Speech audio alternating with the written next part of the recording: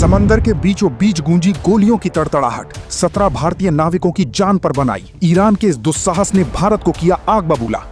UAE के राष्ट्रपति महल में डोभाल की वो इमरजेंसी कॉल जिसने तेहरान से लेकर वॉशिंगटन तक हड़कंप मचा दिया।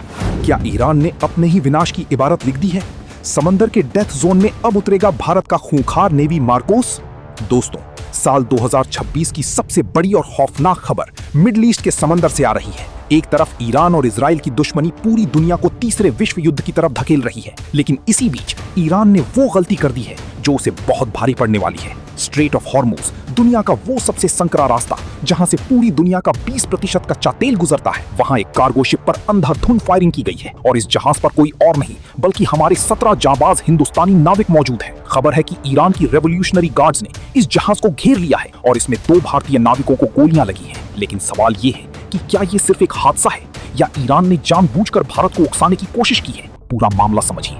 ईरान को लगता है कि वो इस रास्ते को बंद करके पूरी दुनिया की इकोनॉमी को बंधक बना लेगा, लेकिन वो ये भूल गया कि इस जहाज पर तिरंगा लहराने वाले जाबाज मौजूद हैं। जैसे ही गोलियां चली, दिल्ली से लेकर अबू धाबी तक हड़कंप मच गया। ईरान ने ये हिमाकत तब की जब भारत के नेशनल सिक्योरिटी एडवाइजर और जेम्स बॉन्ड कहे जाने वाले अजीत डोवाल यूएई में मौजूद थे।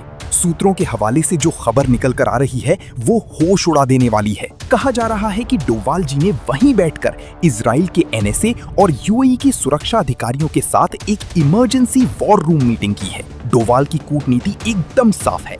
अगर हमारे एक भी नागरिक को खरोंच आई तो इसका अंजाम ईरान को अपनी आने वाली पीढ़ियों तक भुगतना होगा।